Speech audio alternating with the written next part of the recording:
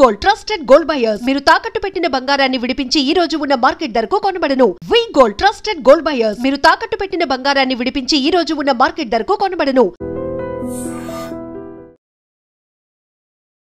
నమస్తే, నేను Kavitha. Welcome to I dream news and నిజాలు. అమెరికా భారతదేశం మీద 50% వరకు టారిఫ్ ను పెంచిన తర్వాత ఆసక్తికరమైనటువంటి పరిణామాలు చోటు చేసుకుంటున్నాయి. ఏనుగు లాంటి భారతదేశాన్ని ఎలుక లాంటి అమెరికా ఢీకొట్టబోతోంది అంటూ అమెరికాలో ఉన్నటువంటి ఎకానమిస్టులు కామెంట్స్ చేస్తూ స్ట్రాంగ్ స్టేట్మెంట్లు ఇస్తూ ఉంటే, మరోవైపు భారత్, చైనా, రష్యా కలిసి పరస్పర సహకారం చేసుకోవాలని డిసైడ్ అయ్యాయి. ఆ దిశగా ముందుకెళ్తున్నాయి. ఇక్కడే ఏనుగు అండ్ డ్రాగన్ కలిసి పనిచేయాల్సినటువంటి అవసరం ఉంది అనేటువంటి మాట అమెరికాకు సంబంధించి పరోక్షంగా హెచ్చరికలు చేస్తూనే చైనా అధ్యక్షుడు కూడా చెప్పడం. ఓవరాల్ గా భారతదేశానికి సంబంధించి తీసుకున్నటువంటి స్ట్రాటజీ ఏంటి, చైనా అండ్ రష్యా ఎలా ఊతమివ్వబోతున్నాయి? మనతో పాటుగా ఉన్నారు సీనియర్ జర్నలిస్ట్ సురేష్ కొచ్చాతిల్ గారు. సురేష్ గారు నమస్కారం అండి. సో ముందు వెనక ఏది చూసుకోకుండా రష్యా నుంచి మనం ఇంధనాన్ని కొనుగోలు చేస్తున్నాము, ఉక్రెయిన్ కి సహాయపడుతున్నాము, యుద్ధంకి పరోక్షంగా అనేటువంటి దాంతో మనకి 25% కాస్త 50% టారిఫ్ అయింది. ఆ తర్వాత జరుగుతున్నటువంటి వరుస పరిణామాలు, సిరీస్ ఆఫ్ ఎపిసోడ్స్ ఎలా అనిపిస్తున్నాయి మీకు? మనకు అమెరికా నుంచి వచ్చిన కొత్త న్యూస్ 2 రోజుల ముందు వచ్చింది న్యూయార్క్ టైమ్స్లో. చదివాను మొత్తం ఆర్టికల్. అది దాంట్లో ఏం చెప్పానంటే, ఈ 50% రష్యా ఆయిల్కి సంబంధమే లేదు, చాలా క్లియర్గా చెప్పారు. ఎందుకంటే ప్రధానమంత్రి గారు కెనడాకి వెళ్ళినప్పుడు, అక్కడ మీటింగ్లో G7 మీటింగ్లో ఉన్నప్పుడు ట్రంప్ ఒకరోజు ముందు వచ్చేసారు, మీకు గుర్తుంటుంది. అవును, నేను అక్కడ ప్రాబ్లం ఉంది యూక్రెయిన్లో, నేను చూడడానికి వెళ్తున్నాను అని చెప్పేసి వాషింగ్టన్కి వచ్చేసారు. మోదీ గారు వచ్చాకన్నా ముందు ఏం చేశారు అక్కడంటే, అక్కడ వచ్చిన తర్వాత one of the meetings Asim మునీని పిలిపించారు పాకిస్తాన్ నుంచి. భోజనం పెడతాను నిన్ను అని చెప్పి పిలిపించారు అక్కడికి. మోదీ గారు ఆ ట్రిప్ కంప్లీట్ చేసి క్రొయేషియాకి వెళ్తున్నప్పుడు మోదీ గారికి ఫోన్ చేశారు. కెనడా నుంచి బయలుదేరుతున్న టైంలో యూఎస్కి వచ్చి ఒక ½ అన్ అవర్ ఇక్కడ ఉండి వెళ్ళండి అని చెప్పారు. వాషింగ్టన్ వచ్చి డిన్నర్ చేసి వెళ్ళండి. మోదీ గారు అన్నారు, sorry I have to go to Croatia. అప్పుడు ట్రంప్ చెప్పారంట, what is Croatia, such a small country, ఇంత చిన్న దేశం, ఇంత పెద్ద ఇంపార్టెన్స్ ఏమి ఇస్తున్నారు మీరని. తర్వాత తెలిసింది అక్కడున్న రేర్ ఎర్త్స్ ఉంది, దానికి అగ్రిమెంట్కి వెళ్ళారు మోదీ గారు అని చెప్పేసి. మోదీ గారు వెళ్ళలేదు. మోదీ గారికి అర్థమైపోయింది గేమ్ ఏంటనేది. ట్రంప్కి ఏం కావాలంటే అజీం మునీని అక్కడ ఉంచుకొని వైట్ హౌస్లో మోదీ గారు వచ్చినప్పుడు ఇద్దరిని ఒక రూమ్లో తీసుకొచ్చి షేక్ హ్యాండ్ చేసి, నేనే చూడండి పాకిస్తాన్ ఇండియా యుద్ధం ఆపానని చూపాడు. మోదీ గారికి ఆ గేమ్ ముందే తెలిసిపోయింది. మోదీ గారు కావాలంటే వాషింగ్టన్కి వెళ్తుండే, అజీం మునీర్ అక్కడ లేకుంటే మోదీ గారు బహుశా వెళ్తుండే అప్పుడు, కానీ వెళ్ళలేదు. ఈ వెంట్ టు క్రొయేషియా. అది ట్రంప్కి చాలా కోపం వచ్చింది. ఎందుకంటే ఫస్ట్ టైం మనం చూస్తున్నాం నోబెల్ పీస్ ప్రైజ్కి యూజువలీ క్యాంపెయినింగ్ ఉండదు, ఎవరు క్యాంపెయిన్ చేయరు. ఎందుకంటే నార్వీజియన్ కమిటీ వాళ్ళు చాలా సీక్రెటివ్గా అనలైజ్ చేస్తారు, ఎవరు రన్నింగ్లో ఉన్నారు, ఎవరు లీడింగ్లో ఉన్నారు, ఏం చెప్పారు వాళ్ళు. కానీ ఫస్ట్ టైం చూస్తున్నట్టే వైట్ హౌస్లో ఉన్న అందరూ, ఇంక్లూడింగ్ వాళ్ళ ప్రెస్ సెక్రటరీ కానివ్వండి, వాళ్ళ కామర్స్ సెక్రటరీ కానివ్వండి, వాళ్ళ ఫారెన్ అఫైర్స్ డీల్ చేస్తున్న అందరూ ట్రంప్కి నోబెల్ ప్రైజ్ అని రికమెండ్ చేసుకుంటూ పోతున్నారు. ఒక ఇంగ్లీష్ చెప్తారు, ఇట్స్ ఎంబారస్మెంట్ అయిపోయింది. ఇప్పుడు ఏం చేయాలని అర్థం కావట్లేదు, ఎందుకంటే ఎవరు పట్టించుకోవట్లేదు. ఏ యుద్ధాన్ని ఆపారంటే, ఏదో ఆఫ్రికాలో 2 దేశాలు కొట్టుకున్నారంట, వాళ్ళని ఆపారంట. ఇక్కడ అజర్బైజాన్, అర్మీనియా కొట్టుకున్నారంటే వాళ్ళని ఆపారంట. అది యుద్ధాలు కాదు, అది చిన్న చిన్న డిఫరెన్స్ ఒపీనియన్ ఉంది. పెద్ద యుద్ధం అయితే యుక్రెయిన్ రష్యా నడుస్తుంది, దాన్ని ఆపలేకపోతున్నారు. భారతదేశం పాకిస్తాన్ ఆపని చెప్తారు, మనం చెప్తాం మనం అసలు పట్టించుకోలేదు. యుఎస్ని అసలు ఎవరు మాట్లాడలేదు. యుఎస్ వైస్ ప్రెసిడెంట్ మాట్లాడారు, మన ఫారిన్ సెక్రటరీతోని మోదీ గారితో మాట్లాడారు. ట్రంప్ అంటున్నారు, నన్వీట్లో లేసి అంటారు, ఇప్పటిదాకా 27 సార్లు చెప్పారు, నేనే ఆపాను అంటారు. కానీ ఒక ప్రూఫ్ లేదు, ఏం లేదు. ముందన్నారు మా వాళ్ళు మాట్లాడారన్నారు, నిన్న మొన్న అంటున్నారు నేనే మాట్లాడాను అంటున్నారు. యూజువలీ ఒక ప్రెసిడెంట్ అండ్ ప్రైమ్ మినిస్టర్ మాట్లాడినప్పుడు, ప్రెసిడెంట్ మాట్లాడినప్పుడు రీడౌట్ అని ఒకటి కాన్సెప్ట్ ఉంటుంది. అంటే కాల్ రికార్డ్ చేస్తారు, మొత్తం 2 సైడ్లు చేస్తారు, వాళ్ళు చేస్తారు, వీళ్ళు చేస్తారు. ద ఐడియా ఏంటంటే మీడియాకి ఒక ప్రెస్ నోట్ లాగా ఇవ్వడానికి వాళ్ళకి ఒక రీడౌట్ కావాల్సి వస్తుంది. బహుశా మొత్తం మాట్లాడి యూజువలీ మీడియాకి ఇవ్వరు. మేజర్ పోర్షన్స్ ఎడిట్ చేసి వాయిస్ కాకుండా టెక్స్ట్ బేస్లో మీడియాకి రిలీజ్ చేస్తారు. ఇది మాట్లాడారు ట్రంప్, మోదీ, వాళ్ళు ఇది అగ్రీ చేశారు, ఇది డిసగ్రీ చేశారు, ఇది చేద్దామని చెప్పారు, అక్కడికి ఇదన్నీ అన్ని మొత్తం ఒక పారాగ్రాఫ్, ఒక 5-10 పారాగ్రాఫ్ బుల్లెట్ పాయింట్స్ లాగా, ఈవెన్ పారాగ్రాఫ్ లాగా చేసి ఇచ్చేస్తారు మీడియాకి. ఈసారి ఇది జరగలేదు, ఎందుకంటే మోదీ గారు కాలే చేయలేదు ట్రంప్. వ్యాన్స్ కాల్ చేశారు, అదే రికార్డులో ఉంది, దాంది రీడౌట్ వచ్చేస్తుంది. దాంట్లో క్లియర్గా చెప్పారు, పాకిస్తాన్ గురించి అసలు మాట్లాడలేదు, పాకిస్తాన్ గురించి ఆఫర్ కూడా చేయలేదు, వాళ్ళు ఏం చేయలేదు. కానీ ట్రంప్కి ఏంటంటే ఈ భారతదేశం పాకిస్తాన్ యుద్ధం నేను ఆపాను, ఒక న్యూక్లియర్ వార్ నేను ఆపాను, దాంతోపాటు నేను ట్రేడ్ డీల్ కూడా అగ్రీ చేసుకున్నాను వాళ్ళతో అని చెప్పానండి. ఇప్పుడు ట్రేడ్ డీల్ ఏమైందండి? ఇప్పుడు ట్రేడ్ డీలే లేదు. ఇప్పుడు పాకిస్తాన్ ఇంత ఎక్సైటెడ్ ఎందుకు అయిపోతున్నారు, యూఎస్ పాకిస్తాన్ వైపు ఎందుకు వెళ్తున్నారు అంటే, ఒకటి మనందరూ చూడు, ట్రంప్ వాళ్ళ ప్రైవేట్ ఫ్యామిలీకి ఒక బిట్ కాయిన్ కంపెనీ ఉంది ఒకటి, ట్రంప్ వాళ్ళ కొడుకు దాంట్లో డైరెక్టర్. ఆ కంపెనీ పాకిస్తాన్కి వచ్చి ఇన్వెస్ట్ చేశారు. పాకిస్తాన్లో ఉన్న కొన్ని ఆర్గనైజేషన్ దాంట్లో ఇన్వెస్ట్ చేశారు. అది లండన్ బేస్ కంపెనీస్. ఈ లండన్ బేస్ పాకిస్తానీ కంపెనీస్ అంతా పాకిస్తాన్లో ఉన్న ఆర్మీ జనరల్స్, అక్కడ ఉన్న arm forces, navy, air force, కానీ అక్కడ ఆర్మీ అన్నిటికంటే పవర్ఫుల్. ఆర్మ్ ఫోర్సెస్లో ఇల్లీగల్గా సంపాదించిన డబ్బులు లండన్లో తీసుకెళ్ళి పెడతారు వీళ్ళు. అది అన్నారు స్టార్టింగ్ యాయ్యా ఖాన్ నుంచి పర్వేజ్ ముషరఫ్ దాకా అదే పనిచేశారు, జియా ఉల్ హక్ అందరూ. ఆ డబ్బులతోని వీళ్ళు అక్కడ అపార్ట్మెంట్లు కొనుక్కుంటారు, ల్యాండ్ కొనుక్కుంటారు, రియల్ ఎస్టేట్ కొనుక్కుంటారు, యూరోప్లో విల్లాలు కొనుక్కుంటారు ఈ పాకిస్తానీ జనరల్స్. దాంతోపాటు ఇట్లా ఇన్వెస్ట్మెంట్ కూడా చేస్తారు, ఒక అక్కడెక్కడ షేర్లు కొనుక్కుంటారని. డబ్బులు పెట్టుకొని ఈ యుఎస్ కంపెనీలో పాకిస్తానీ జనరల్స్, ఇప్పుడున్న అసీం మునీర్ వాళ్ళ ఫ్యామిలీ కానీ మిగతా వాళ్ళు అందరు కలిసి ఇన్వెస్ట్ చేశారు.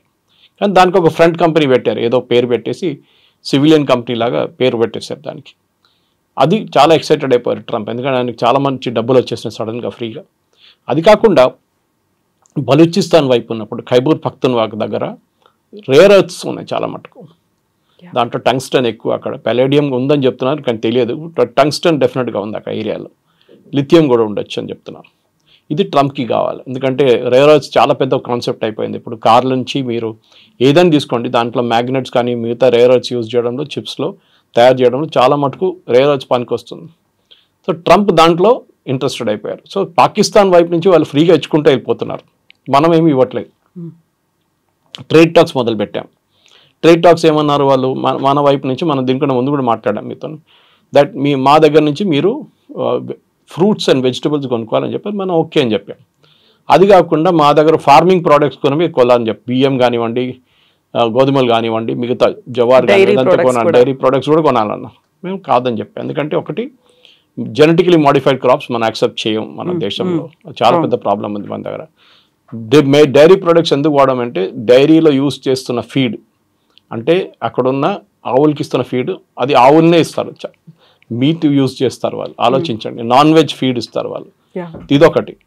ఇట్లాంటి పరిస్థితుల్లో మనం మన దగ్గర యుఎస్ నుంచి ఎందుకు కొనుక్కోవాలి? మనం మిగతా ప్రోడక్ట్స్ మనకు అబ్జెక్షన్ లేదు, అంత పెద్ద ప్రాబ్లం ఏం లేదు.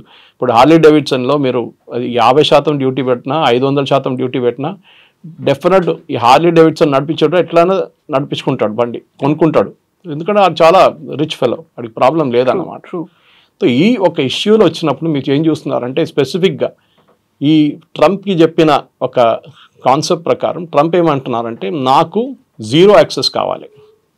ఇప్పుడు మొన్న యుఎస్ సుప్రీంకోర్టు ఒక కేసు ఒకటి వెళ్ళింది అపీల్స్ కోర్ట్ నుంచి, మీరు వినుంటారు, 6-4 జడ్జ్మెంట్లో ట్రంప్కి ఏం చెప్పారంటే, you cannot give this rules, you cannot make rules like this. ఇది టారిఫ్ గురించి, దాని పవర్స్ కాంగ్రెస్ దగ్గరే ఉందని చెప్పారు. సో కొట్టిపడేస్తారు, కానీ ఒక రిలీఫ్ ఇచ్చారు, October 1st వీక్ దాకా మీరు అపీల్ చేయొచ్చు సుప్రీంకోర్టులో అని చెప్పేసి. అక్కడ నడుస్తుంది ఆ కేసు ఒకటి. కానీ మెయిన్గా ట్రంప్కి ప్రాబ్లం ఎక్కడ వస్తుందంటే, మోదీతోని ఈ ఆయిల్ కాదు, ఆయిల్ అని మాట్లాడుకుంటున్నాం కానీ oil is not the major issue. Oil ఒక ఇష్యూనే, కానీ రష్యన్ ఆయిల్ మనం ఏం చేస్తున్నాం, మన రష్యా దగ్గర నుంచి ఎందుకు కొన్నాం, ఇది మన హిస్టరీకి వెళ్ళాల్సి వస్తుంది. 2 సంవత్సరాల ముందు యుద్ధం మొదలైనప్పుడు ఆయిల్ $120 ఒక బ్యారెల్కి వెళ్ళిపోయింది. 70లో ఉంటుంది యూజువల్లీ యావరేజ్, 70, 72, 73, 120కి వెళ్ళిపోయింది. అప్పుడు బైడెన్ ఫుల్ పరేషాన్ అయిపోయామన్నారంటే, ఫోన్ చేసి మోదీకి, మీరు రష్యన్ ఆయిల్ కొనుక్కోండి, అది రీఫైన్ చేసి లోకంలో ఎక్కడైనా మీరు అమ్ముకోండి అని చెప్పారు. సో మన దగ్గర ఉన్న ప్రైవేట్ కంపెనీస్ కానీ, అది రిలయన్స్ ఉండొచ్చు, నయారా ఉండొచ్చు, అది కాకుండా మన పబ్లిక్ సెక్టర్ యూనిట్స్ ఉండొచ్చు, IOCL, HPCL, వీళ్ళు ఏం చేశారంటే మొత్తం రష్యా నుంచి $40 కొనుక్కున్నారు ఆయిల్, క్రూడ్ ఆయిల్. దాన్ని రీఫైన్ చేసి డీజిల్ కానీ పెట్రోల్ కానీ మనం ఈవెన్ యూఎస్కి అమ్మాం మనం.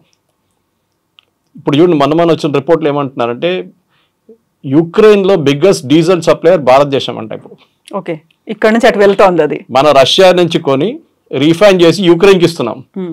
అండ్ యుఎస్ ఏమంటున్నారు, భారతదేశమే దీనికి రీజన్, యుక్రెయిన్ రష్యా యుద్ధానికి కారణం మోదీ అంటున్నారు. మోదీ ఎక్కడ వచ్చారు? చైనా వెనకనే ఎక్కువ ఆయిల్ కొన్నారు కదా, చైనా మీద ఎందుకు పెట్టలేదు ఆంక్షలు మీరు? ఎందుకంటే చైనా మీకు చాలా క్రూషియల్ సప్లయర్. మీకు నట్టు బోల్ట్ కావాలంటే చైనాని తెప్పించుకోవాలి మీరు. మీరు లోకల్గా ప్రొడ్యూస్ చేయలేరు, మీకు కాస్ట్ చాలా ఎక్కువ అయిపోతుంది. చైనాని ఏం పెట్టట్లేదు. ఫస్ట్ 15 days అన్నారు, తర్వాత 90 days అన్నారు, మనతో అన్ని పోస్ట్పోన్ చేశారు. కానీ మన మీద 50% పెట్టారు. సరే పెట్టారు సార్, మనకు ప్రాబ్లం లేదు, మనం డీల్ చేసుకుంటున్నాం, కొత్త డీల్. దానికే మనం చూసాం మోదీ గారు ఫస్ట్ జపాన్కి వెళ్ళారు. జపాన్లో వెళ్ళి మోదీ గారు ప్రైమ్ మినిస్టర్ని కలిశారు, మాట్లాడుకున్నారు, బుల్లెట్ ట్రైన్లో ట్రావెల్ చేశారు, 8 బుల్లెట్ ట్రైన్కి అగ్రిమెంట్ సైన్ చేసుకున్నారు. మన వైపు నుంచి అక్కడికి వెళ్ళే ప్రోడక్ట్స్, అక్కడి నుంచి ఇక్కడికి వచ్చే ప్రోడక్ట్స్, ఈవెన్ జపాన్కి వెళ్ళే ముందు మారుతి ఈవీ వెహికల్స్ రోల్అవుట్ చేశారు ఇక్కడి నుంచి. Made in India, make for the world అని చెప్పేసి కాన్సెప్ట్ మీద. సో భారతదేశం కొత్త మార్కెట్స్ యాక్సెస్ చేయబోతున్నారు, ఆల్రెడీ స్టార్ట్ అయిపోయింది ప్రాసెస్ అది. సో అక్కడే ట్రంప్కి పెద్ద ప్రాబ్లం వస్తుంది. ట్రంప్ ఏమనుకున్నారంటే మెక్సికో లాగానో కెనడా లాగానో కొంచెం స్క్వీజ్ చేస్తే భారతదేశం ఏడుస్తుంది, సరెండర్ అయిపోతారు. కానీ ఇప్పుడు చూస్తున్నాం మనం, మోదీ గారు అసలు పట్టించుకోవట్లేదు. సో ఇలాంటి కండిషన్లోనే అసలు మోదీ పట్టించుకోవట్లేదని తెలిసిన తర్వాత అక్కడ ఒక క్రై అనేది వినిపిస్తోంది, ఒక భిన్నమైనటువంటి వాదనలు ఉన్నాయి. అయ్యో అనేటువంటి భావనతో పాటుగా ఎలా అయినా మళ్ళీ భారత్ మా కాళ్ళ దగ్గరికి వస్తుంది అనేటువంటి ఒక భావన ముందు కనిపించింది, కానీ అది మెల్లిమెల్లిగా డైల్యూట్ అయిపోయినట్టుంది కదా. చైనాలో జరిగినటువంటి యుఎస్ ప్రెసిడెంట్ అడ్వైజర్ ఒకరు ఉన్నారు, నవారో అని చెప్పి, Peter Navarro. He's actually an agent. Is official diplomat కాదు ఆయన, అఫీషియల్ ఫైనాన్స్ పర్సన్ కూడా కాదు. ట్రంప్ వాళ్ళ ఏజెంట్ ఆయన. ఆయన అపార్ట్మెంట్లు అమ్ముతుండే, రియల్ ఎస్టేట్ అమ్ముతుండే. ట్రంప్కి వచ్చిన అడ్వైజర్గా తీసుకొచ్చారు ఆయన్ని. నెగోషియేటింగ్ చాలా బాగా చేస్తాడు కదా రియల్ ఎస్టేట్లో, మనం దీంట్లో పెట్టుకుందాం అని చెప్పి. మొన్న ఒక స్టేట్మెంట్ చూశారు, Brahmins are making money out of selling Russian oil అని చెప్పి. అది యూజువలీ వీళ్ళు బాస్టన్ బ్రాహ్మిన్స్ అని యూజ్ చేస్తారు. కానీ మన దాంట్లో అది ఎంత థింగ్ గాట్ బ్యాక్ ఫైర్డ్. ఎందుకంటే ఇదే కాన్సెప్ట్ రాహుల్ గాంధీ యూజ్ చేస్తున్నారు. బ్రాహ్మిన్స్ అన్ని ఉద్యోగాలు తీసుకెళ్ళిపోతున్నారు, బ్రాహ్మిన్స్ ఆర్ డబ్బులు అని మనకు తెలుసు. బ్రాహ్మిన్స్ రియల్ స్టేట్ మన అందరికి తెలుసు. ఓకే, వాళ్ళు ఏ పరిస్థితిలో ఉన్నారు మన అందరికి తెలుసు. నేను ఇవాళ ఒక విద్యాశ్రమంకి వెళ్ళి వచ్చాను, చూశాను నేను అక్కడ వేద పాఠశాలలో. వాళ్ళ పరిస్థితి చాలా దారుణం ఉంది వాళ్ళది. వాళ్ళని ఇప్పుడే మనం కొంచెం ఎంకరేజ్ చేసి పైకి తీసుకుంది. వాళ్ళ ట్రెడిషనల్ ట్రేడ్ వాళ్ళ గుడిలో ఉంటుంది అంతే, వాళ్ళు దానికన్నా ఎక్కువ వాళ్ళు బయటికి రారు. సరే ఎప్పుడో జరిగింది, ఏదో అత్యాచారం జరిగిందని చెప్తున్నారు, కానీ ఈ బ్రాహ్మిన్స్ ఎందుకు తీసుకొచ్చారో అర్థం కావట్లేదు. Anyway that issue got back fired completely. ఇప్పుడు ఏం చేయాలని వాళ్ళకి అర్థం కావట్లేదు మీరు చెప్పినట్లు. ఇప్పుడు అదే పరిస్థితిలో ఫస్ట్ జపాన్కి వెళ్ళారు మోదీ గారు. ఈ అగ్రిమెంట్స్ అన్ని సైన్ చేశారు, 8 అగ్రిమెంట్స్ సైన్ చేశారు, చాలా సాలిడ్ అగ్రిమెంట్స్. అది కూడా ఇప్పటి నుంచి 5 సంవత్సరాల లోపల ఫినిష్ అయ్యే ప్రాజెక్ట్స్ అన్ని చేసుకున్నారన్నమాట. జపాన్ దగ్గర మనం తీసుకోవాల్సింది టెక్నాలజీ. వాళ్ళకి చాలా అడ్వాన్స్గా టెక్నాలజీ వాళ్ళ దగ్గర కొంచెం స్ట్రాంగ్ పాయింట్. లాస్ట్ ఒక 10 సంవత్సరాలు ఆ టెక్నాలజీ కొంచెం చల్లబడిపోయింది వాళ్ళది. బికాస్ వాళ్ళ వాళ్ళది వాజ్ మేజర్ ఎక్స్పోర్ట్, ఎలక్ట్రానిక్స్ వాళ్ళది మేజర్ ఉండే. ఒక టైంలో మనం సోనీ అనే బ్రాండ్ విధంగానే మనం కన్ను మూసుకొని కొనేస్తుండే. కానీ ఇప్పుడు మార్కెట్లో చాలా మటుకు మిగతా బ్రాండ్స్ కూడా వచ్చేసినాయి. కొరియా నుంచి బ్రాండ్స్ ఉన్నాయి, చైనా నుంచి ఉన్న బ్రాండ్స్ ఉన్నాయి, చాలా మటుకు బ్రాండ్స్ వచ్చేసినాయి. సరే సోనీ ఇప్పుడు కూడా ఉంది, quality wise it's considered number 1. Japanese cars కూడా అంతే. మన దగ్గర ఒరిజినల్ మారుతి స్టార్ట్ అయినప్పుడు సుజుకి పార్ట్నర్ ఉండే, ఇప్పుడు నా సుజుకి ఎంటైర్ కంపెనీ వాళ్ళు కొనుక్కున్నారు. సో జాపనీస్ దగ్గర నుంచి మనకు టెక్నాలజీ వస్తుంది. మన వైపు నుంచి జాపనాన్కి వెళ్ళేది ఫార్మస్యూటికల్ కానీ మిగతా ప్రోడక్ట్స్ కానీ.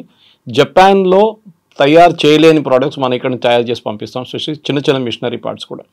ఒక టైప్ కూడా చేసుకుంటే మనకు చాలా బాగుంటుంది. మన మ్యానుఫ్యాక్చరింగ్ యూనిట్స్కి చాలా ఒక లెగప్ అంటారు ఇంగ్లీష్లో, అది వచ్చేస్తుంది. నెక్స్ట్ మోదీ గారు వెళ్ళింది షాంఘై కోఆపరేషన్ ఆర్గనైజేషన్ మీటింగ్కి. అక్కడ ఏం జరిగింది, జీ జిన్పింగ్ కానివ్వండి, పుటిన్ కానివ్వండి, మోదీ గారు, ఈ ముగ్గురు ఫొటోస్ మీరు చూసుంటారు. బాడీ లాంగ్వేజ్, ఎందుకంటే ఇది పెద్ద ఇండస్ట్రీ కవిత గారు. ఈ బాడీ లాంగ్వేజ్ రీడ్ చేయడం యూఎస్లో they are paid very well. మీరు నేను మాట్లాడుకొని సౌండ్ మ్యూట్ చేసేస్తే మనం ఏం మాట్లాడమని చెప్పి ఒక మూడో మనిషి చెప్పొచ్చు.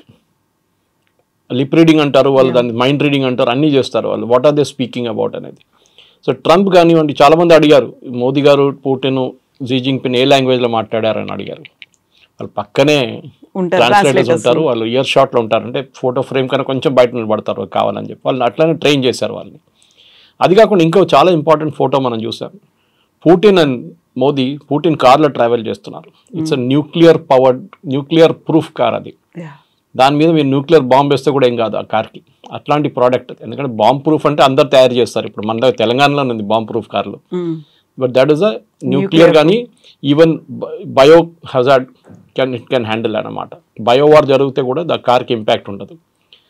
మోదీ కోసం ఫస్ట్ మనం చూసే ఒఫీషియల్ న్యూస్ ఇది, మనం పర్సనల్ చెప్పట్లేదు, ఏదో బీజేపీ వాళ్ళు చెప్పారు, ఆర్ఎస్ఎస్ వాళ్ళు చెప్పలేదు. కానీ పుటిన్ 10 నిమిషాలు మోదీ గారి కోసం వెయిట్ చేశారంట, కొంచెం లేట్ అయిపోయింది మోదీ గారు రావడానికి హోటల్ నుంచి. దాని తర్వాత వాళ్ళిద్దరు కార్లు వెళ్ళిన తర్వాత వెన్యూకి చేరుకున్నప్పుడు కూడా, ఎస్సీఓ వెన్యూకి చేరుకున్నప్పుడు కూడా మళ్ళీ 15 నిమిషాలు కార్ లోపల కూర్చొని మాట్లాడారంట. ఆఫ్ కోర్స్ ట్రాన్స్లేటర్స్ ఉంటారు కార్లో, వాళ్ళకని కాన్ఫిడెన్షియల్ ఉంటుంది, భయం మాట్లాడారు మనకేం తెలియదు. సో ఆబ్వియస్లీ ఆ బాడీ లాంగ్వేజ్ పుటిన్ కానీ మోదీ కానీ, అదే టైంలో జీ జింగ్పిన్ అండ్ మోదీ, వీళ్ళు ముగ్గురు ఒక ఆల్టర్నేటివ్ ఫ్రంట్ ఫామ్ చేస్తున్నారు.